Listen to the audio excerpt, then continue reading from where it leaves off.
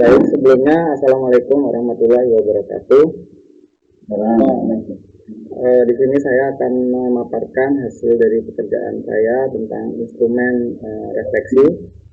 Pada yang pertama, produk instrumen strategi evaluasi dalam bentuk jurnal refleksi. Pada LK 1.1 identifikasi masalah sudah dilaksanakan, tetapi perlu menganalisa kembali tentang pengertian literasi dan numerasi matematika. Kegiatan yang sudah dilaksanakan mengidentifikasi masalah, menganalisis identifikasi masalah. Upaya untuk melakukan kegiatan yang akan dilaksanakan yaitu mengkaji kembali pengertian literasi dan numerasi matematika sehingga tidak salah dalam menerapkan solusi nantinya. 4. Upaya untuk keberlanjutan yaitu mengekspor kembali masalah yang telah diidentifikasi dan mencari berbagai sumber kajian literatur untuk mendukung hasil analisis identifikasi masalah. Pada LK 1.2 tentang eksplorasi penyebab masalah, kegiatan yang belum dilakukan yaitu semuanya sudah dilakukan, tetapi kajian literatur yang relevan dari setiap masalah masih perlu ditambah. Kemudian kegiatan apa yang telah dilakukan? Yang pertama, mengeksplorasi penyebab masalah. Kedua, menganalisis hasil eksplorasi penyebab masalah. Kemudian upaya yang akan dilakukan untuk mengatasi kegiatan yang belum dilaksanakan, mencari kajian literatur yang relevan dari setiap penyebab masalah. Upaya untuk keberlanjutan yaitu menentukan akar dari penyebab masalahnya dan menganalisisnya. Kemudian LK 1.3 penentuan penyebab masalah. Kegiatan yang belum dilakukan sudah dilaksanakan semua, tetapi belum tepat menentukan akar penyebab masalah yang paling utama. Kegiatan apa yang telah dilakukan? Pertama, menentukan akar penyebab masalah. Yang kedua, menganalisis akar penyebab masalah. Upaya yang akan dilakukan untuk mengatasi kegiatan yang belum dilakukan yaitu mengkaji kembali dan menganalisa hasil untuk menentukan akar penyebab masalah yang paling utama. Upaya untuk keberlanjutan yaitu memilih masalah yang akan dicarikan solusinya dan menentukan akar penyebab masalahnya serta mencarikan alternatif solusinya. Kemudian 1.4 masalah terpilih yang akan diselesaikan. Kegiatan yang belum dilakukan semuanya sudah dilakukan, tetapi ada perbaikan pada masalah terpilih. Yang kedua, implementasi pembelajaran yang inovatif. Kegiatan apa yang sudah dilakukan? Pertama, memilih masalah yang akan dicarikan solusinya. Yang kedua, menentukan akar penyebab masalahnya. Yang ketiga, mencari alternatif solusi. Upaya untuk mengatasi kegiatan yang belum dilakukan, mengganti penyebab masalah dari implementasi pembelajaran inovatif menjadi implementasi pembelajaran yang variatif sehingga dapat terukur. Upaya untuk keberlanjutan, menganalisis kembali alternatif solusi yang telah dibuat untuk menemukan solusi yang bisa diterapkan. LK 2.1 eksplorasi alternatif solusi. Kegiatan yang belum dilakukan yaitu kajian literatur terbaru dan berbahasa Inggris. Kegiatan yang sudah dilakukan, melakukan eksplorasi alternatif solusi, menganalisis alternatif solusi. Kegiatan atau upaya untuk mengatasi kegiatan yang belum dilakukan, mencari lagi kajian literatur yang relevan dan terbaru serta berbahasa Inggris. 4. Upaya untuk keberlanjutan, menentukan solusi yang paling relevan dengan berbagai kondisi yang ada di sekitar sekolah. Kemudian LK 2.2 menentukan solusi. Kegiatan yang belum dilakukan sudah dilaksanakan semua, tetapi perlu dikaji ulang solusi mana yang dapat diterapkan serta model pembelajaran yang harus diterapkan. Kegiatan yang telah dilakukan, yang pertama menentukan solusi yang relevan, yang kedua menganalisis penentuan solusi, yang ketiga menganalisis alternatif solusi. Upaya yang akan dilakukan untuk mengatasi kegiatan yang belum dilakukan yaitu mengkaji kembali solusi yang bisa diterapkan, mengkaji dan mempelajari kembali model-model pembelajaran inovatif seperti PBL. Kemudian upaya untuk keberlanjutan menentukan langkah-langkah dan strategi penerapan solusi yang telah dipilih dalam pembelajaran yang akan dituangkan dalam RPP. Kemudian tabel 2, produk instrumen strategi evaluasi dalam bentuk observasi. Data observasi yang pertama, kemampuan dasar matematika siswa rendah dengan rata-rata ulangan IPS di bawah KKM yaitu 60. Identifikasi masalahnya yaitu kemampuan matematika siswa rendah. Rumusan masalah, apakah pemberian bimbingan khusus kepada siswa dapat meningkatkan hasil belajar siswa? Kemudian rencana aksi solusi, yang pertama memberikan bimbingan khusus, kedua menggunakan model pembelajaran problem based learning dengan LKPD, yang ketiga menampilkan video dari YouTube, keempat menggunakan slide PowerPoint, kelima pemberian reward bagi siswa yang dapat menjawab pertanyaan, keenam memberikan motivasi.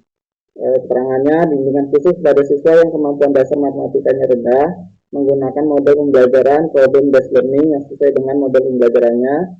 Kemudian menayangkan video pembelajaran tentang aplikasi materi dalam kehidupan sehari-hari, menggunakan slide PowerPoint dalam pembelajaran, memberikan motivasi, yang keenam memberikan latihan-latihan yang terbimbing. Data observasi yang kedua, minimnya implementasi pembelajaran yang variatif, identifikasi masalah pembelajaran kurang variatif. Rumusan masalah, apakah pembelajaran yang variatif melalui model pembelajaran PBL dapat meningkatkan kemampuan dasar matematika siswa? Rencana aksi solusinya menggunakan pembelajaran yang variatif melalui model pembelajaran problem based learning. Kedua, menggunakan video dari YouTube tentang aplikasi materi dan kehidupan sehari-hari. Ketiga, menggunakan slide PowerPoint. Keempat, pemberian reward bagi siswa yang dapat menjawab pertanyaan. Keterangannya, satu, LKPD dibuat menarik dengan gambar-gambar. Dua, video dari YouTube tentang aplikasi materi dalam kehidupan sehari-hari.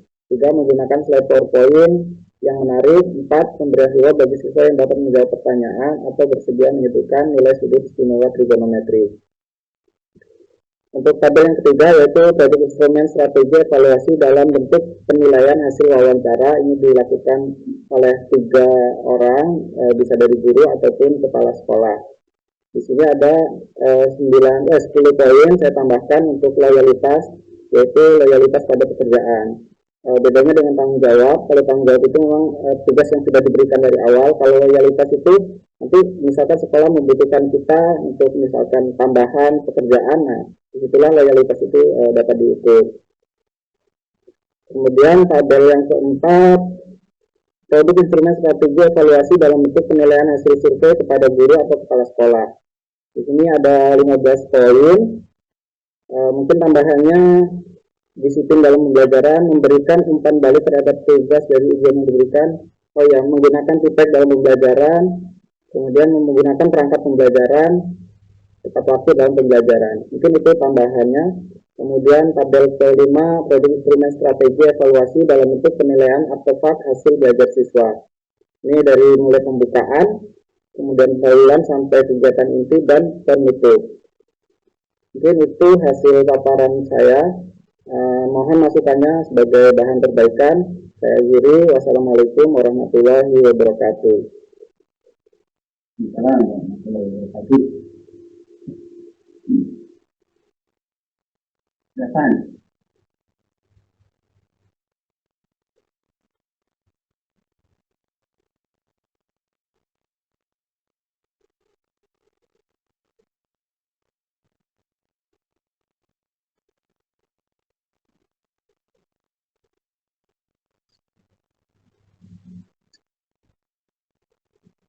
Ya, Budi, silakan.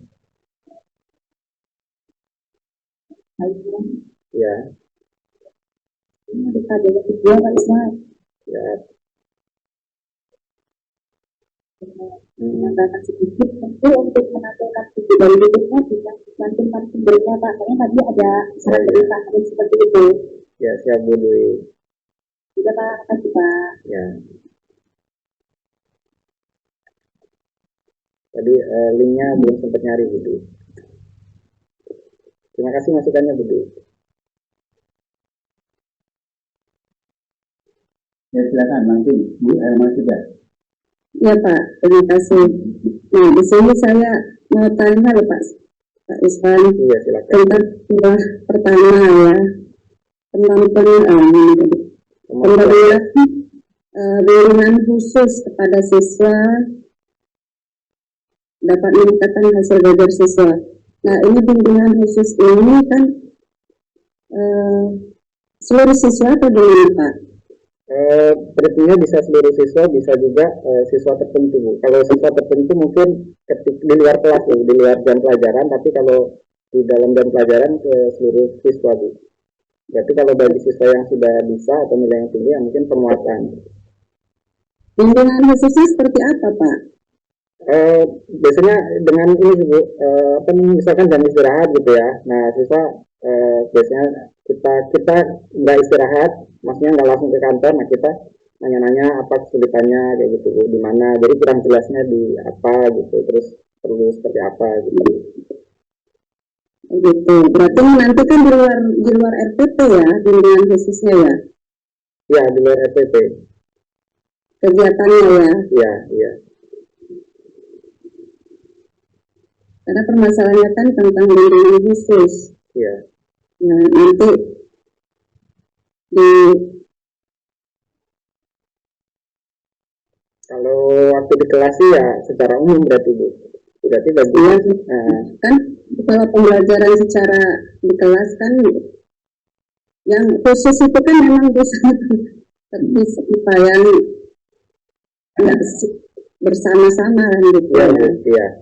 Biasanya sih kalau saya gini, Bu, ketika ada masalah kan jamnya habis nih misalkan, terus istirahat kan. Nah, istirahat itu biasanya saya deketin anak yang kurang itu gitu, terus bertanya-tanya gimana, nanti mungkin kan dari pertanyaan-pertanyaan itu ketemu sih apa yang menyebabkan dia itu hasil belajarnya rendah gitu. Nah, dari situ kita bisa treatment apa gitu.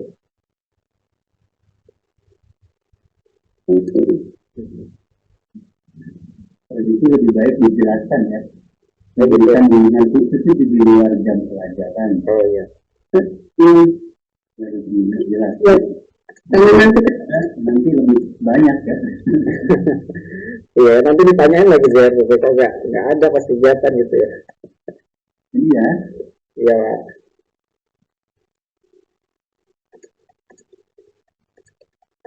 Terus kalau dilaksanakannya pas jam-jam saat kasih anak-anaknya juga ya. Ya, nggak lama sih Pak. Masih terus. Ya, nanti itu perlu dipikirkan. Iya, Pak. Siapa? Anda memberikan bimbingan khusus di luar jam pelajaran itu seperti apa gitu? Pada waktu istirahat atau diberikan waktu khusus setelah pulang sekolah atau gimana gitu ya? Iya, Pak. Seperti bimbingan tes ini ya. Iya. Bimbingan khusus materi yang anak-anak belum jelas ya. Kalau misalnya itu dilakukan memang sangat membantu ya, yakin saya. Karena ada jam tambahan ya. Biasanya kan waktu itu sangat pembelajaran tidak tercapai kan karena waktunya ya, sangat padat ya. Materinya banyak, waktunya kurang-kurang. Materinya harus terus ya Pak, jalan terus maju ya. Dan kurikulum yang berlaku, tuntutan kurikulum. Jadi masalah siswa mengerti mau enggak biasanya dulu kan ya masih terus ya. Kejar target jadinya. Iya, kejar target. Sebenarnya kalau soal kayak semester kita yang buat sendiri sih nggak masalah, berarti kan kalau belum nyampe ya nggak dibikin soalnya. Tapi kalau soalnya dari MKKS kan, nanti pada protes lah. Harus sampai memang. Iya.